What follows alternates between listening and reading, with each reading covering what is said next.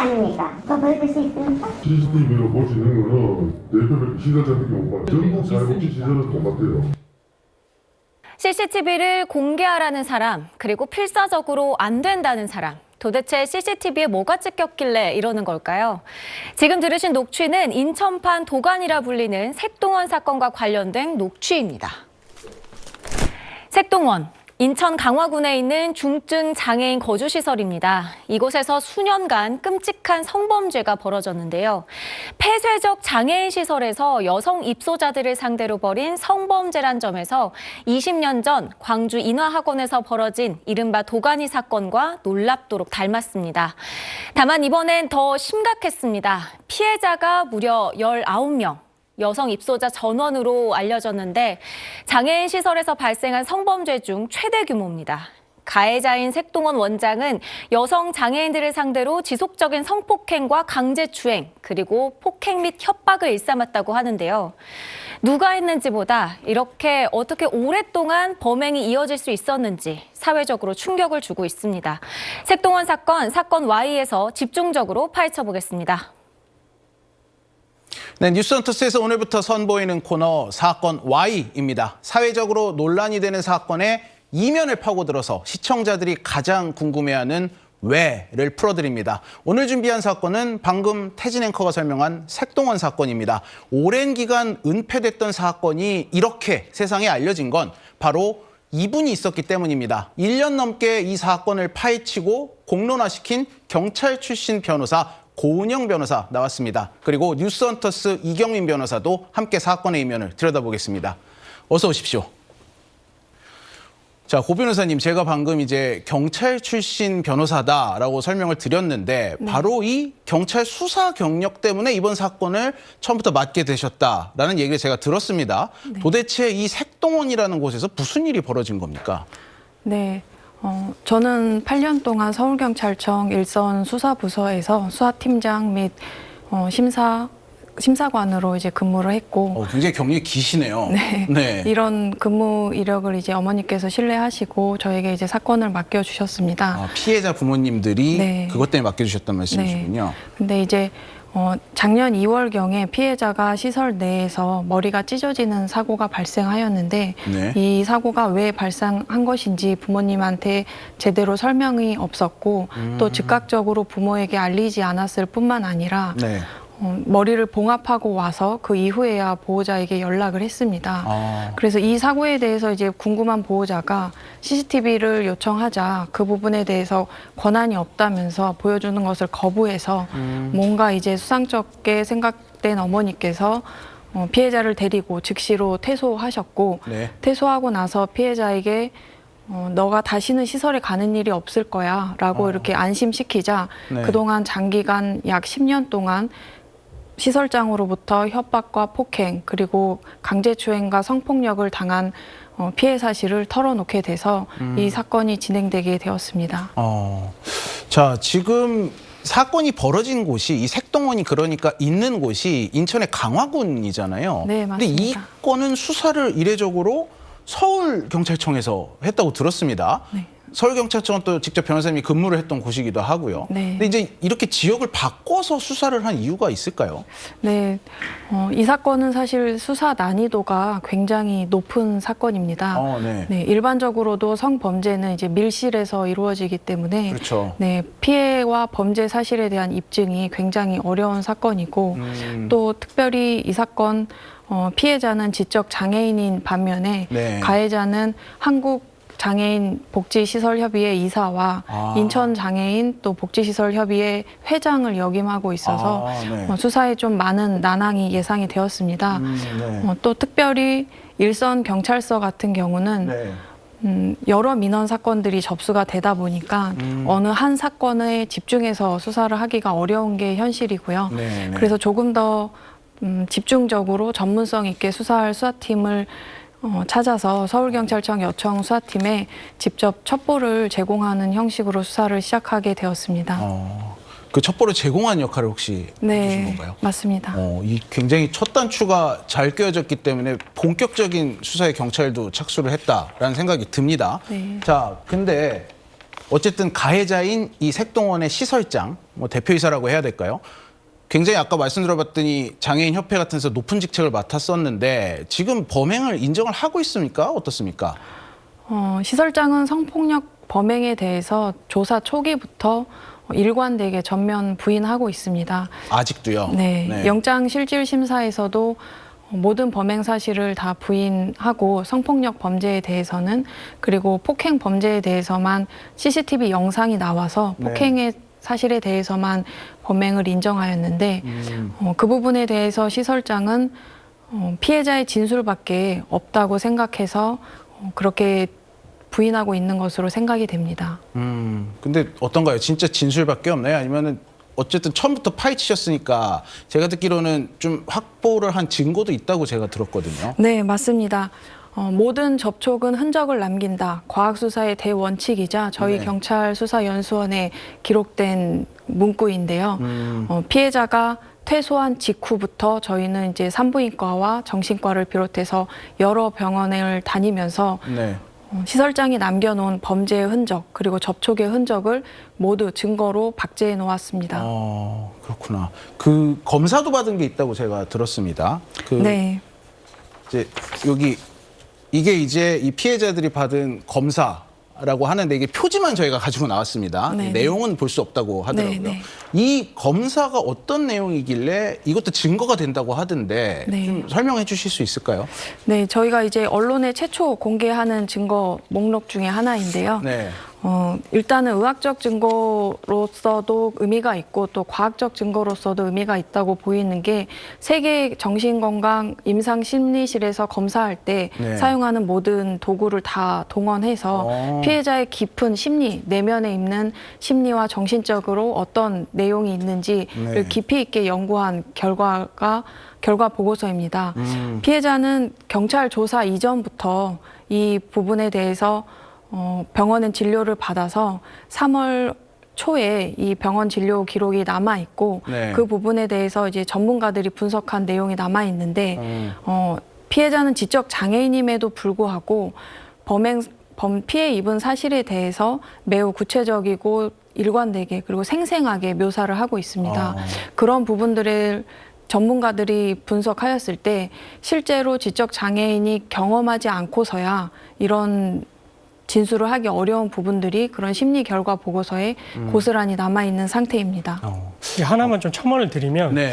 일반인 같은 경우에 이렇게 피해를 입었을 때 구체적이고 일관된 진술을 하게 되면 그게 증거로 사용이 되거든요. 맞아요. 근데 중증 지적 장애인이다 보니까 그 일반인처럼 진술이 조금 원활하지가 않습니다. 그렇죠. 그렇기 때문에 이런 경우에는 전문가의 이런 감정 결과를 통해 가지고 이 사람이 정말 그걸 경험을 했고 일관되게 진술을 하고 있는 게 맞구나라는 그런 이제 감정 결과가 들어가야만 그래 이 진술의 신빙성을 이제 인정을 해주고요. 네. 그래서 그런 부분들이 지금 유력한 증거로서 계속 작용을 하고 있다 이렇게 생각하시면 될 것 같습니다. 그게 바로 이 검사라는 말씀이신 그렇습니다. 거군요. 네. 자, 어쨌든 수사 경력도 많으시고 이번 사건을 지금 이 시설장 같은 경우는 증언만 있는 줄 알고 있음에도 불구하고 많은 증거를 직접 수집을 하셨단 말입니다. 네, 맞습니다. 실제 재판에 들어가면 좀 결과가 어떨 걸로 예상하십니까? 재판은 사실 증거 싸움입니다. 네. 그래서 수사 때와는 또 다르게 합리적인 의심의 여지가 없는 정도로 범죄 사실이 증명이 되어야 재판에서 유죄의 판결을 받을 수가 있습니다. 네. 그것을 저희는 이제 초점에 두고 피해자와 상담을 한 직후부터 바로 모든 병원을 계속해서 다니도록 요청을 했고 네. 또 저희 피해자가 여러 병원을 다니면서 그러한 기록들을 많이 남겨놓아서 피해자의 진술을 뒷받침하는 객관적인 의학적, 과학적 물증이 많이 마련된 상태이기 때문에 재판에서 문제 없이 유죄로 인정될 것이라고 저희는 예상하고 있습니다. 다만 이제 저희 피해자에 대한 범죄 사실에 대해서는 저희가 이제 초기부터 준비한 부분이 있지만 다른 피해자 분들에 대해서는 이제 각각 대리하시는 변호사님들이 계시고 또 그분들이 어떠한 증거를 또 준비하셨는지 또한 수사기관에서 이 사건을 1년 가까이 수사를 하면서 상당히 많은 부분에 대해서 깊이 있게 수사를 하신 것으로 알고 있습니다. 네. 그래서 저희가 준비한 자료 이외에 경찰 수사 단계에서 파악한 여러 증거들이 합쳐져서 피해자들의 피해 입증과 또 범죄 사실에 대한 입증이 이루어질 것으로 생각하고 있습니다. 네. 경찰이 지난해 9월 색동원을 압수수색했고요. 관할 지자체인 강화군청은 지난해 12월 국내 한 대학 장애인 성범죄 피해 전문 연구팀에 피해자 19명 전원에 대한 심층 조사를 의뢰했습니다. 그런데 그 내용이 충격적이었습니다. 조사에 응한 여성 전원이 김 씨에게 당한 성적 학대를 진술했는데 그 내용이 매우 구체적이었습니다. 방과 소파에서 범행을 당했다고 진술했는데 범행 도구는 끈이었다고 합니다. 여성만 피해를 입은 게 아니었습니다. 남성 입소자들은 폭행을 당했다는 진술을 했습니다. 네, 이 변호사님 조금 전에 이 피해자들의 진술 내용을 보니까 뭐 끈으로 묶었다 등등 구체적이고 무엇보다 내용이 너무 끔찍합니다. 근데 이게 아까 처음에도 말씀드렸지만 도가니 사건 20년 전에 광주에서 벌어졌던 도가니 사건하고도 굉장히 닮아 있단 말이에요. 근데 두 개 다 공통점은 지금 장애인 시설이라는 건데 왜 장애인 시설에서 이런 일이 자꾸 벌어지는 걸까요?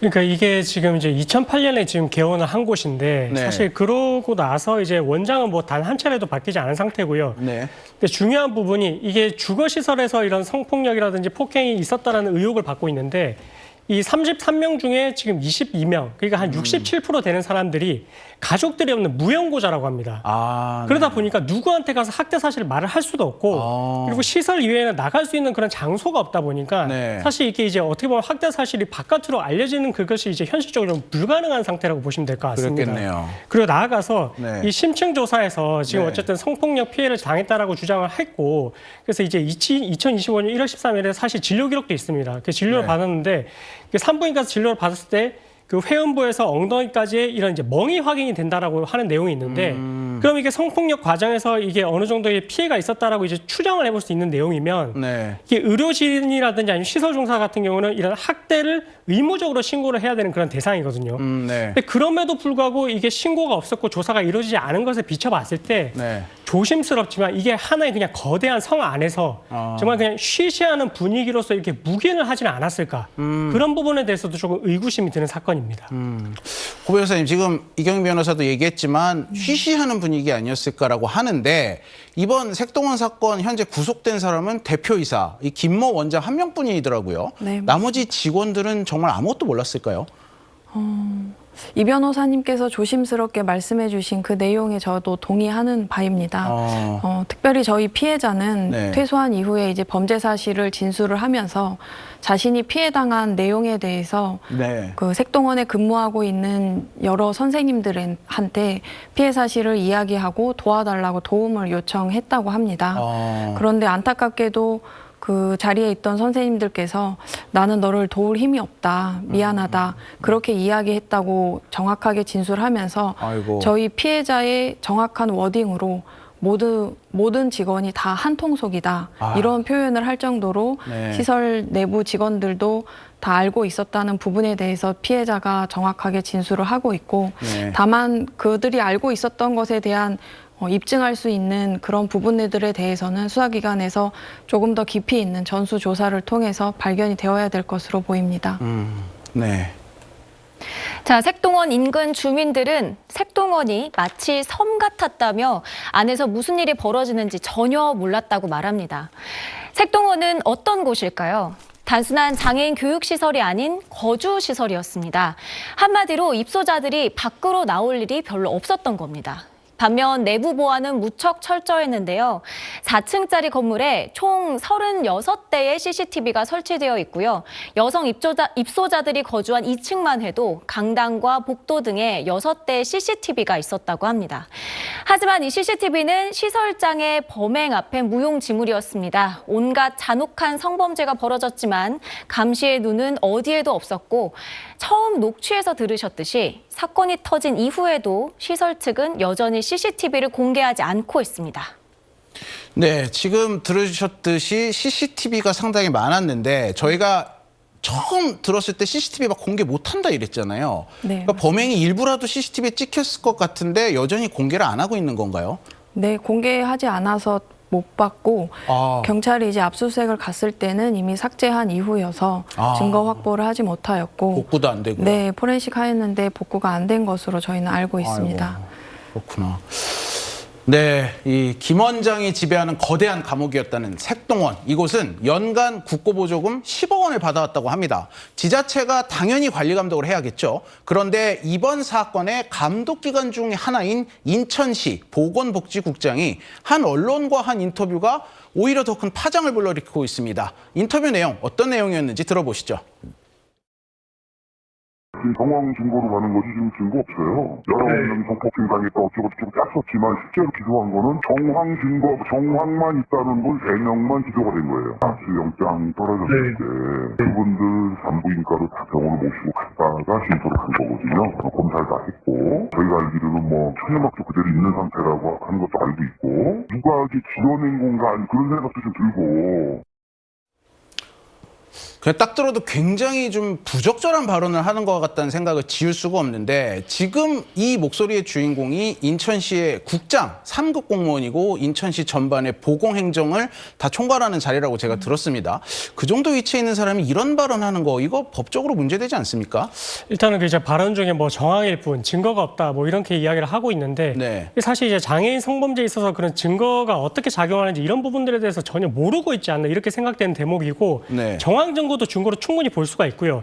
이 사건은 사실 이제 피해 직후에 산부인과 진료 기록도 있기 때문에 객관적인 증거도 있다라고 볼 수가 있습니다. 그렇죠. 그래서 이런 발언들이 어떻게 보면은 이 피해자들에 대한 2차 가해로도 생각되는 부분이라서 네. 좀 피해자 대책위에서도 이제 강하게 반발을 했다라고 이제 하는 부분이고요.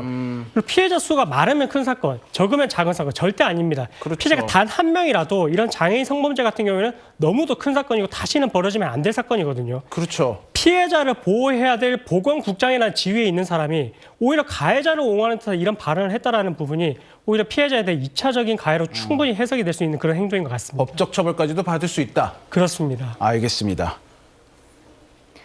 보면 볼수록 이번 인천 색동원 사건은 2005년 광주 인화학교 성폭력 사건과 닮았습니다. 그런데 우리는 20년 전 도가니 사건의 결말을 알고 있죠. 당시 들끓었던 여론, 그리고 엄벌에 처하겠다는 의지와 달리 판결 결과는 매우 실망스러웠습니다. 도가니 사건의 가해자는 교장, 행정실장을 비롯한 교직원 5명이었는데요. 피고인 5명 중 1명은 무죄, 2명은 집행유예로 풀려났습니다. 나머지 2명도 6에서 8개월 정도의 징역형에 그쳤는데요. 이후 대법원에서 행정실장에 대해선 징역 8년형을 선고하긴 했습니다만 솜방망이 처벌이란 비판이 빗발쳤습니다.